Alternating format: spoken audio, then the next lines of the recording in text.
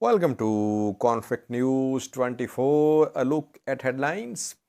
Firstly, Russia-Ukraine conflict. We have four updates for you. Two are about battlefield territorial gains by Ukrainian forces. Secondly, Kherson front, where Russians gradually withdrawing to the right bank of Dnipro River. And thirdly, uh, grain deal has survived.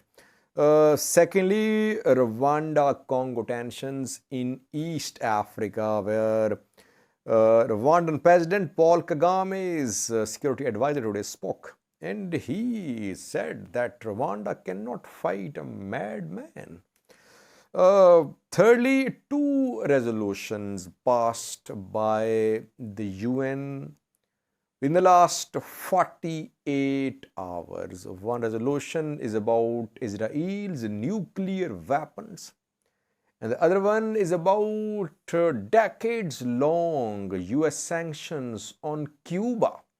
And lastly, Pakistani former Prime Minister and opposition politician Imran Khan today survived an assassination attempt. Who could be behind this attempt to kill Imran Khan, who is leading a protest march these days towards Pakistani capital Islamabad? Firstly, viewers, Russia-Ukraine conflict, some updates for you. The grain deal was in danger 3 to 4 days ago when Ukrainian forces launched a drone attack involving several naval and aerial drones on Sevastopol, a Crimean naval yard. Some Russian ships were damaged, and Russia threatened to pull out of the deal. Russia, in fact, pulled out the deal. But then Turkey intervened, the UN intervened, mainly after Erdogan's intervention.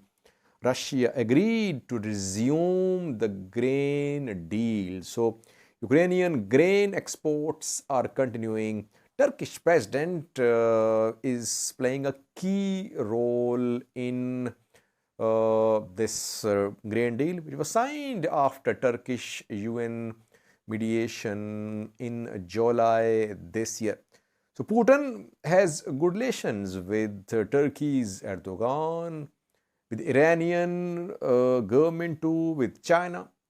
Putin does not want to lose his allies. That is why Erdogan's intervention worked, and Putin has agreed to remain part of grain deal. Secondly, Russian retreat from Kherson to the right bank of Dnipro River is ongoing. Russian military assets are being shifted to the right bank of Dnipro River because two bridges, Antonivsky and Novakhovka, are almost not in a position that they can be used for transportation of equipment from the right bank of the river to the left bank of the river. Ukrainian forces are hitting the bridges over Dnipro River. That is why I think Russians have decided to set up defense lines to the east of Dnipro River. They're withdrawing from Kherson, though still thousands of Russian troops are in Kherson. This withdrawal is gradual. Russia has already evacuated citizens from Kherson. So Russia, I think, plans to treat Kherson as a buffer zone. Russian forces will be deployed to the east bank of Dnipro River, and from there they'll try to make Kherson city as a buffer zone. But Russian pontoon bridges are also being targeted by Ukrainian forces. Some drone strikes and HIMARS strikes were reported on a Russian pontoon bridge over Dnipro River, I think 2 days ago. So even this withdrawal is not easy. During this withdrawal, Russians could suffer losses. But it seems that Russians have decided to withdraw from Kherson city, the right bank of Dnieper River. Secondly, from Ukraine, two more updates. Pavlivka has come under Ukrainian control. It is being confirmed, visually confirmed as well. Russians were trying to move towards Vohledar from Pavlivka. Pavlivka is in Donetsk. Reportedly, Ukrainian forces have taken control of Pavlivka. Russians have withdrawn. Secondly, Mala Sademunevka is under Ukrainian control, which is in Kherson. To the west of Sokhi Stavok is this place, Mala Manovka, which is under Ukrainian control. And from Kherson, Russians already gradually withdrawing, but to the right bank of Dnieper River. So no signs of any advance by Russian forces on any front within the last 1 month or so. Secondly, with Rwanda Congo tensions in eastern part of Congo, which shares border with Uganda and Rwanda, an armed group M-23 is operating, which is taking control of new territories. The group is allegedly backed by Rwanda. Rwanda denies of backing this group. Today, Rwanda's National Security Advisor spoke. His name is James Kabarebe. James Kabarebe is Paul Kagame, Rwandan President's Security Advisor. And he talked about Congo, Democratic Republic of Congo, DRC. He said, Rwanda fights strategic wars. Rwanda cannot fight a madman. Was he referring to Congo's president? And he said that Rwanda cannot fight angry Congolese who are burning Rwanda's flag, who are throwing stones in border areas. So Rwanda has its red lines. If red lines are crossed, Rwanda will fight. Otherwise, Rwanda has no interest in fighting a war against Congo, obviously. Congo has recalled its ambassador from Rwanda. Congo has expelled Rwanda's ambassador. Congo is asking international community to impose sanctions on Rwandan government. Rwanda says that Congo is backing Rwandan opposition armed group as well. Kenya has decided to deploy its troops to eastern Congo. Will Kenyan troops be involved in active combat against M-23 fighters? M-23 is an armed group which was disarmed in 2013 after Congo's civil war, second civil war, but it resurfaced at the end of last year, and since then the group has been trying to take control of new territories on Congo, Rwanda, Congo, Uganda border. A video is being shared of M-23 fighters who can be seen interacting with locals. Have a look at this video.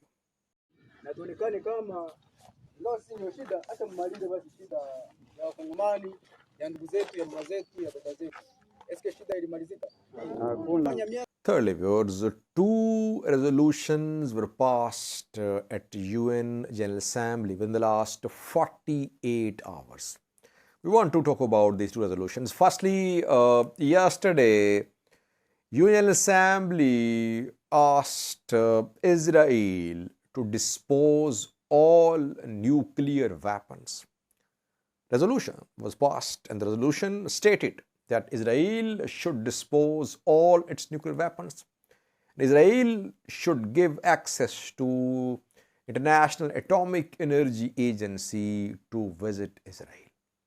Israel is an unofficial nuclear power, not officially declared like other nuclear powers are, US, Pakistan, India, these are officially declared nuclear powers. Israel does have nuclear arms, but not declared. But most experts are of this opinion that Israel has nuclear weapons. Israel says that its weapons are for self-defense, that Iran poses a threat to the security of Israel, security of the region. That is why it has a right to defend itself. Iran is under sanctions, by the way. Iran does not have proven nuclear capability. Iran is on its way to developing nuclear weapons. Israel has already developed nuclear weapons. Israel is not under any sanctions. Iran is under huge EU-US sanctions over its nuclear program. And we know that though Israel accuses Iran of being source of regional instability, but both countries have fought limited wars in the region. Israel